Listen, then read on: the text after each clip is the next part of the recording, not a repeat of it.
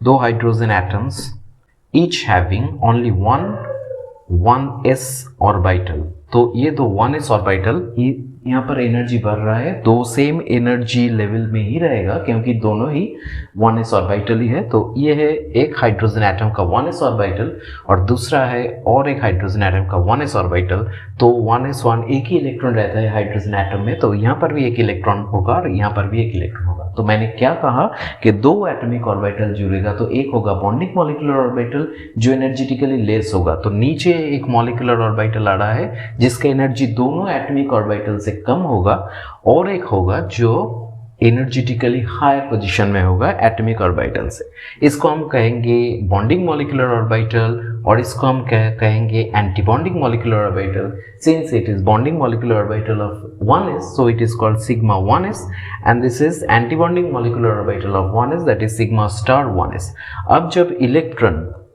अब जब इलेक्ट्रॉन ये मॉलिक्यूलर ऑर्बिटल में इंटर करेगा तो टोटल नंबर ऑफ इलेक्ट्रॉन्स कितना है, यहाँ पर 1 और यहाँ पर 1। मैंने पहले ही कहा था कि एक मॉलिक्यूल जब फॉर्म हो जाएगा तब एटॉमिक ऑर्बिटल का कोई भी एग्जिस्टेंस नहीं रहेगा, जो भी होगा उस मॉलिक्यूल में वो होगा मॉलिक्यूलर ऑर्बिटल। और जितने सारे इलेक्ट्रॉन्स है दोनों एटम में तो वो मॉलिक्यूलर ऑर्बिटल में इंटर करेगा अकॉर्डिंग टू अबव प्रिंसिपल, मतलब कि लेसर एनर्जी से हायर एनर्जी तक। तो ये तो इसका एनर्जी कम है तो यहाँ पर पहले इलेक्ट्रॉन जाएगा।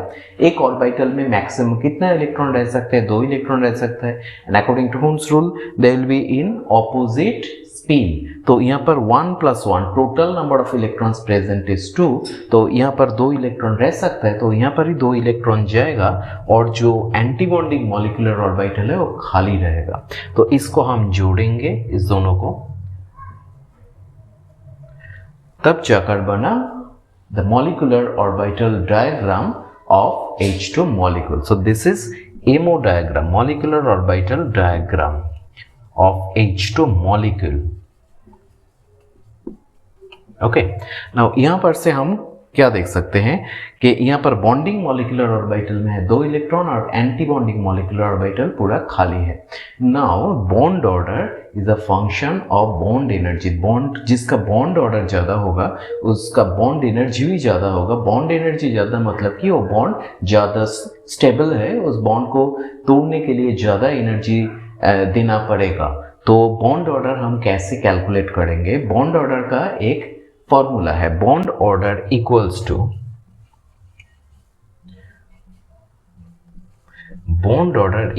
To total number of electrons present in bonding molecular orbital BMO minus total number of electrons present in anti bonding molecular orbital और ABMO total divided by 2.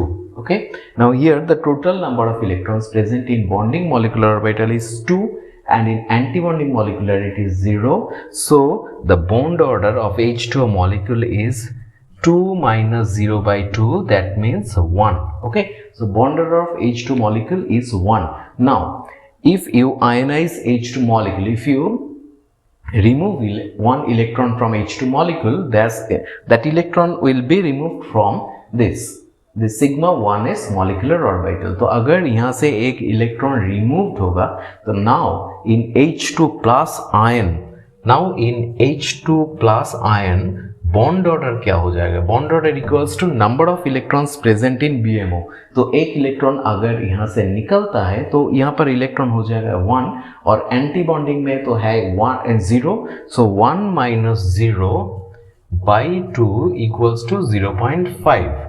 Okay, similarly if you make H2 minus ion, so 1 electron has to come in that vacant orbital। okay, तो ये anti bonding molecular orbital में अगर बाहर से एक electron को तुम देते हो H2 मॉलिक्यूल्स में तो H2 माइनस आयंस होता है। Now in H2 minus ions क्या होगा, बॉन्ड ऑर्डर क्या होगा, एंटी बॉन्डिंग में अब एक इलेक्ट्रॉन आ रहा है और बॉन्डिंग मॉलिक्यूलर ऑर्बिटल में तो 2 इलेक्ट्रॉन था। तो number of electrons present in BMO is 2 and now the number of electrons present in anti-bonding molecular orbital is 1. So the bond order is 2 minus 1 by 2 equals to 0.5. तो हमने क्या देखा, H2 का bond order है 1, H2 plus का bond order हो रहा है 0.5 एंड H2 माइनस का bond order again is 0.5।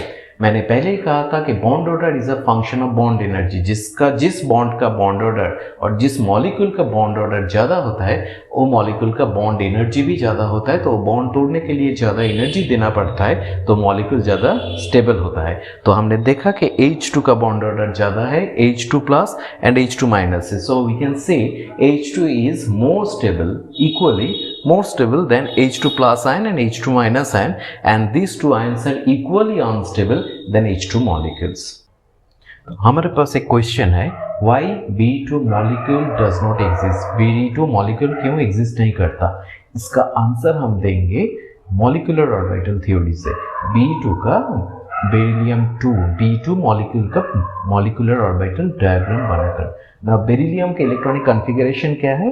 Beryllium का एटॉमिक नंबर है 4, so the electronic configuration of beryllium is 1s2 and 2s2। तो दो ऑर्बिटल है, each beryllium atom contains two orbitals, one is 1s orbital and the other is 2s orbital, and दोनों orbital field है। तो यहाँ पर दो 1s के साथ दूसरा बेरिलियम एटम का 1s का मिक्सिंग होगा, इसके रिजल्ट में एक मॉलिक्यूलर और एक बॉन्डिंग मॉलिक्यूलर ऑर्बिटल और एक एंटी बॉन्डिंग मॉलिक्यूलर ऑर्बिटल आएगा। इसी तरह एक बेरिलियम का 2s के साथ दूसरे बेरिलियम का 2s का भी मिक्सिंग होगा और उसके रिजल्ट में भी एक बॉन्डिंग मॉलिक्यूलर ऑर्बिटल और एक एंटी बॉन्डिंग मॉलिक्यूलर ऑर्बिटल आएगा। तो जब एक बेरिलियम का 1s होता है ऐसे, तो 2s तो ऊपर ही होगा, क्योंकि जब तुम ऊपर जाओगे तो एनर्जी विल बी इंक्रीजिंग, तो 1s से तो 2s का एनर्जी ज़्यादा ही होता है। इसका सेम एनर्जी लेवल में यहाँ पर और एक बेरिलियम का 1s और इसका सेम एनर्जी लेवल में यहाँ पर और एक बेरिलियम का 2s। नाउ 1s में भी दोनों का ही दो इलेक्ट्रॉन प्रेजेंट है, 1s में भी दो इलेक्ट्रॉन, 2s में भी दो इलेक्ट्रॉन। तो ये है एक बेरिलियम एटम और ये है दूसरा बेरिलियम एटम। तब अब जब इसमें मिक्सिंग होगा तो ये 1s और ये वाला 1s मिल के एक बॉन्डिंग मॉलिक्यूलर ऑर्बिटल का क्रिएट करेगा, जिसको हम कहते हैं सिग्मा 1s, और इसमें से और एक एंटी बॉन्डिंग भी आएगा हायर एनर्जी वाला, जिसको हम कहेंगे सिग्मा 1s स्टार। ऐसे करके 2s से भी एक बॉन्डिंग आ रहा है, एनर्जी लेस होगा, उसको हम कहेंगे सिग्मा 2s, और वहाँ से एक सिग्मा 2s स्टार भी बनेगा, that is anti bonding molecular orbital sigma 2s star. अब मॉलिक्यूलर ऑर्बिटल कितना है? B2 मॉलिक्यूल्स में 4 है, sigma 1s star, then sigma 2s, then sigma 2s star, and the total number of electrons present in B2 molecule is यहाँ पर 4 और यहाँ पर 4, total 8 electrons are there। okay? तो अब 8 electrons यहाँ पर enter करेगा according to above principle and Hund's rule। तो लोअर एनर्जी लेवल को छोड़कर कभी इलेक्ट्रॉन हायर एनर्जी लेवल में जा ही नहीं सकता। तो पहले वाला जो दो इलेक्ट्रॉन, 8 में से पहले दो इलेक्ट्रॉन्स आएगा, यहाँ सिग्मा 1s को फिल करेगा, then sigma 1s star, then sigma 2s, then sigma 2s star, हो गया 8 electron complete. Okay, now what will be the bond order of B2 molecule? Here the bond order of B2 molecules, ये क्या होगा? B2 molecule equals to total number of electrons present in BMO।